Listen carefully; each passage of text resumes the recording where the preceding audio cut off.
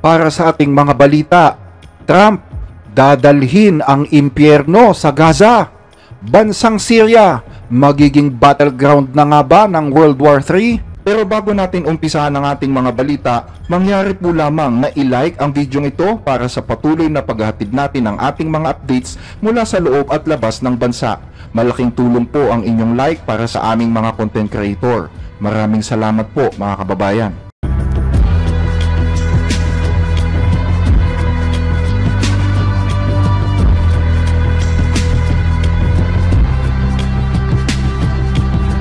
Hinihiling ngayon ni US President Donald Trump ang agarang pagpapalaya sa mga natitirang hostages na hawak pa ng grupong Hamas sa Gaza, kung saan sinabi niya na kapag hindi pa pinalaya ang mga bihag bago siya umupo sa pwesto, ay dadalhin niya ang impyerno sa Gaza. Sa isang post sa social media, sinabi ng bagong halal na Pangulo, "Everybody is talking about the hostages who are being held so violently, inhumanely, and against the will of the entire world in the Middle East. But it's all talk and no action. Please let this truth serve to represent that if the hostages are not released prior to January 20th, 2025, the date that I proudly assume office as President of the United States, there will be all hell to pay in the Middle East, and for those in charge who perpetrated these atrocities against humanity." Ito ang naging mensahe ni Pangulong Donald Trump kahapon, araw ng Lunes. Isang banta na hindi pa malinaw kung ito ba ay nagsasaad ng direktang pagsali ng US sa gera ng Israel kontra Hamas. Gayunman, sinabi ng mga kaalyado ni Trump na inaasam pa rin ng bagong halal na presidente ang ceasefire at ang pagpapalaya ng mga hostage bago siya umupo sa pwesto sa susunod na taon. Samantala, tumanggi naman si Israeli Prime Minister Benjamin Netanyahu na magkomento tungkol sa pahayag na ito. Pero nag-post ang Pangulo ng Israel na si Isaac Herzog sa kanyang social media account kung saan sinabi ng Pangulo na nagpapasalamat siya kay Trump at umaasa na makakabalik na ang mga bihag sa kanilang mga pamilya. Matatandaan na nagsimula ang digmaan sa Gaza nang atakihin ng mga militanteng Hamas ang timog na bahagi ng Israel noong October 7, 2023, kung saan pinaslang nila ang hindi bababa sa 1,200 katao at binihag ang nasa 250 iba pa. Pinaniniwalaan na 100 sa mga bihag na ito ay nasa Gaza pa at nasa 2/3 na lamang ang di umano'y buhay pa. Ang pagtugon ng Israel sa ginawa ng Hamas ay nag-iwan naman ng 44,000 patay na Palestina, ayon yan sa Ministry of Health ng Gaza. Halos wasakin ng gerang ito ang buong bayan kung saan 90% ng mahigit sa 2 milyong mamamayan dito ang nawalan ng tahanan. Lumabas ang banta ni Donald Trump ilang oras matapos kumpirmahin ng pamahalaan ng Israel na patay na si Omer Neutra, ang American-Israeli citizen na kasama sa mga bihag, na ang mga labi ay pinaniniwala ang hawak pa rin ng mga Hamas. Bago nito ay naglabas din ang Hamas ng isang video ng hostage na si Ethan Alexander, ang Amerikanong nanunungkulan sa hukbo ng Israel. Sa videong ito, kung saan halatang kinuhanan ng sapilitan, ay nananawagan si Alexander kay Donald Trump na makipagnegosasyon na sa Hamas para yan sa kanyang kalayaan at sa kalayaan ng mga natitira pang mga bihag. Dear President Trump, my name is Ethan Alexander. I am an American Israeli citizen currently being held captive in the Gaza Strip. As an American, I've always believed in the power of the United States, and now I'm sending my message. Use your influence and the full power of the United States to negotiate for our freedom.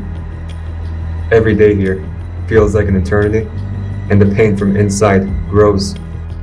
Abba, Mikawoy, Saba Safta, כל יום שעובר, הכאב מבפנים גודל. אני מתגעגע לכם מאוד.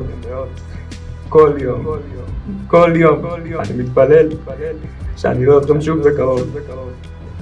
בבקשה, תשארו חזקים. זה רק עניין של זמן עד שהסיוט הזה ייגמר.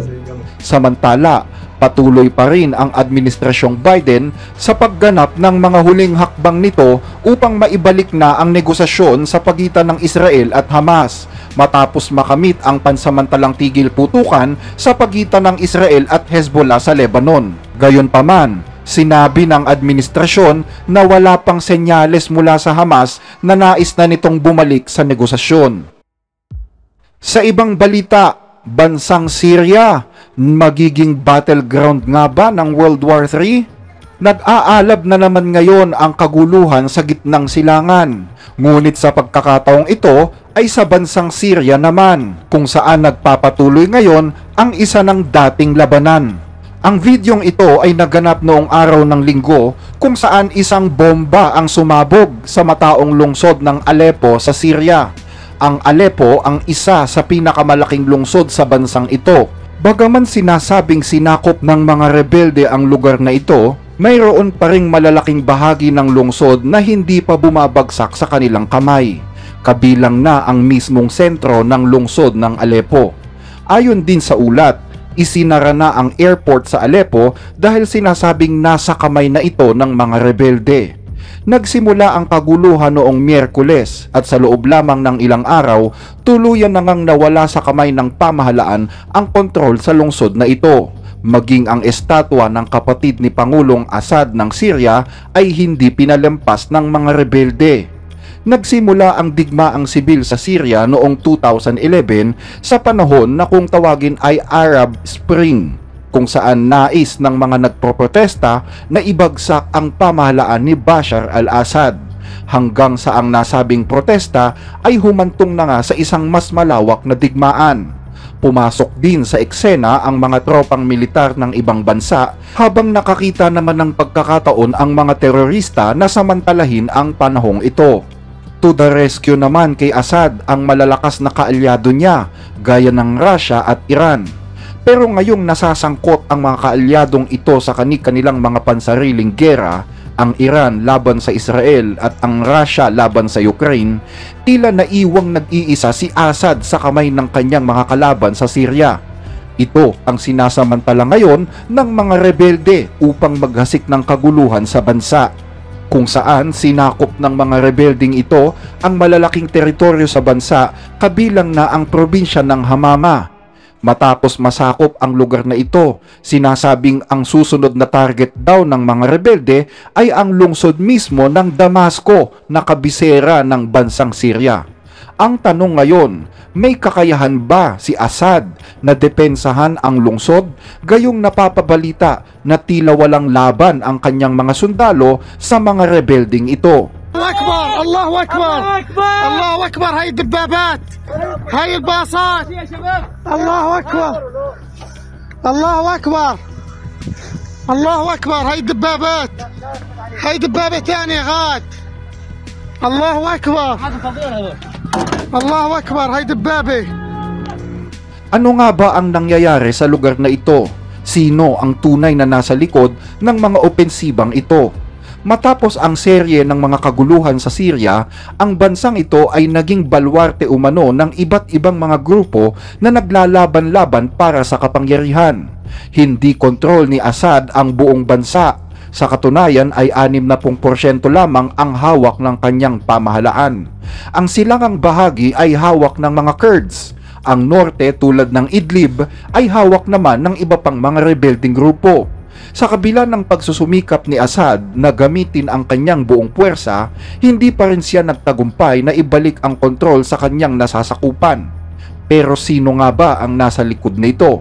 Sa likod ng mga kaguluhang ito ay ang puwersa na kung tawagin ay HTS o Hayat Tahrir al-Sham, isang grupo na nabuo mula sa mother organization nito na Al-Qaeda at may suporta din ng mas maliliit pang rebelding grupo. Ang HTS ay hindi na bagong grupo.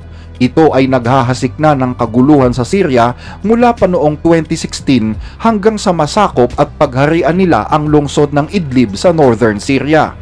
Ang nasabing grupo ay mayroon ngayong nasa 30,000 mga mandirigma na ang layunin ay pabagsakin ang sandatahang lakas ng Syria na suportado ng Iran at Russia. Kamakailan, nagpadala ng halos 300 Iraqi fighters ang Iran upang saklolohan si Assad, habang ang Russia naman ay nagsimulang umatake sa himpapawid kung saan binomba ng Russian Air Force ang Aleppo upang i-neutralize ang kaguluhan doon. 25 katao ang napaulat na patay sa airstrike na ito. Sa tulong ng Syrian Air Force, layunin ng airstrike na ito na palayasin ang mga rebelde sa lungsod ng Aleppo. Gayunman, mga inosenteng tao pa rin ang nagdadala sa kaguluhan. Bumisita na rin ang Foreign Minister ng Iran sa lungsod ng Damascus, yan ay upang ipakita ang buong suporta ng Iran sa gobyerno ni Assad. Sinasabing mananatili ang mga military advisors ng Iran sa tabi ni Assad hanggang sa maalis ang anumang banta sa kanyang pamahalaan. Kasabay nito, kinumpirma din ng Russia ang kanilang suporta sa rehimen ng Syria. Ayon sa gobyerno ng Syria, umabot na raw sa 1,000 rebelde ang napatumba ng kanilang puwersa. Yan ay mula pa noong 1 linggo.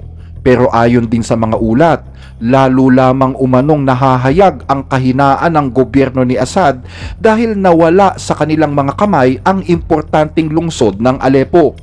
Bukod dito, ang kanyang bansa ay nagiging battleground pa ng iba't ibang puwersang dayuhan at terorista. Bukod kasi sa puwersa ng Russia at Iran na lumalaban bilang suporta kay Assad, nariyan din ang puwersa ng bansang Turkey na siyang pangunahing sponsor ng mga rebelde. Sinasabing nais ni Turkish President Recep Erdogan na pabagsakin si Assad sa pamamagitan ng pagsuporta niya sa mga rebelde. Bukod dito, itinuturing din ni Erdogan na terorista ang mga Kurds na nasa Syria, kaya't kung matatandaan ay naglunsad siya ng mga pag-atake sa grupong ito. Ayaw ni Erdogan kay Assad at ayaw niya rin sa mga Kurds. Yan ang dahilan kung bakit sinusuportahan ng Turkey ang mga rebelde doon.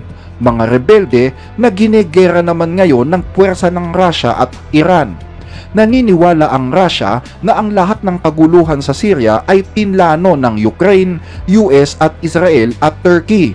Yan ay upang guluhin umano ang atensyon ng Russia sa gera nito laban sa Ukraine.